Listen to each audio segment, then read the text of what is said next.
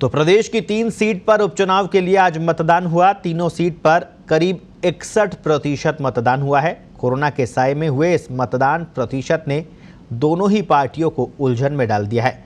मतदान कम होना हमेशा से सरकार को फायदा पहुंचाता आया है, लेकिन जिन परिस्थितियों में चुनाव हो रहे हैं उनमें प्रतिशत के आधार पर जीत हार की गणना करना दोनों ही पार्टियों के लिए मुश्किल भरा हो गया है। ऐसे में निगाहें 2 मई को आने वाले नतीजों पर टिक गई है। भाजपा ने दावा किया है कि सरकार के खिलाफ एंटी इनकम्बेंसी है, इसलिए हमारी जीत होगी। तो वहीं 2.25 साल के काम के आधार पर कांग्रेस तीनों सीट पर जीत की उम्मीद लगाए बैठी है। ऐसे में सवाल उठता है कि क्या मतदान प्रतिशत कम रहना कांग्रेस को फायदा पहुंचाएगा या फिर भाजपा को इससे लाभ होने वाला है। देखिए इस रिपोर्ट में। लोगों में सत्ता के विरोध आक्रोश है। इन चुनाव में तीनों जगह बीजेपी बुरी तरह हारेगी।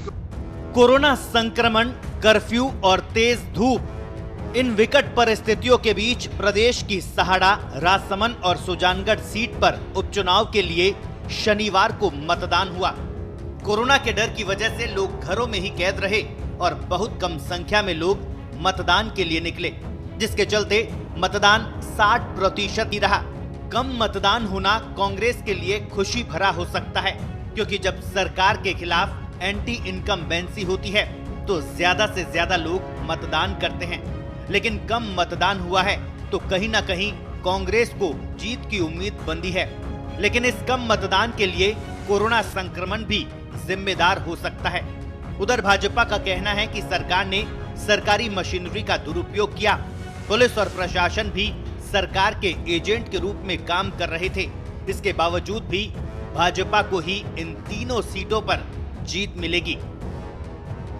मतदान के प्रतिशत को देखकर लग रहा है कि अच्छा खासा मतदान होगा और सामान्य तौर पर मत प्रतिशत बढ़ता है तो वो एंटी एस्टेब्लिशमेंट होता है, सत्ता के विरुद्ध, और ये इस बात को प्रमाणित करता है जिसको हम लोग बराबर कहते रहे कि लोगों में सत्ता के विरुद्ध आक्रोश है।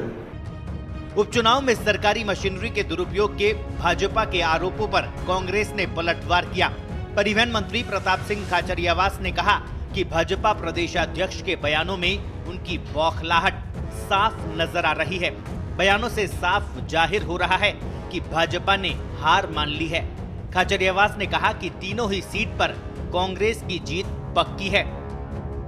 इन चुनाव में तीनों जगह बीजेपी बुरी तरह हारेगी, क्योंकि ना तो बीजेपी विपक्ष की भूमिका निभा पाई, केंद्र सरकार पूरी तरह से फेल रही, केंद्र सरकार ने वादे पूरे नहीं किए। अब तीनों सीटों का आकलन किया जाए तो सहाड़ा एकमात्र ऐसी सीट है जो पूरे उपचुनाव की धुरी बनी हुई है। लादूलाल पितलिया प्रकरण के बाद ये सीट सबसे चर्चित रही है, या यूं कहें कि दोनों ही पार्टियों ने इस सीट पर पूरी ताकत झोंकी है तो गलत नहीं होगा।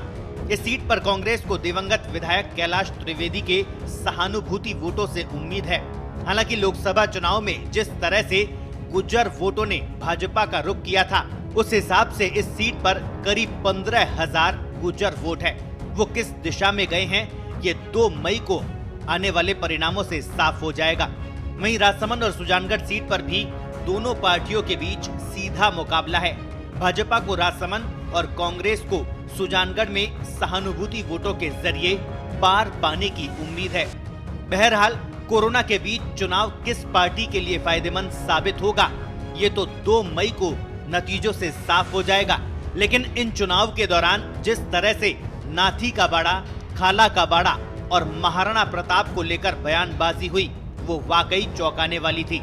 दोनों पार्टियों ने चुनाव में पूरी ताकत झोंकी है, लेकिन जनता ने अपना फैसला ईवीएम में कैद करवा दिया है। ब्यूरो रिपोर्ट, पत्रिका टीवी।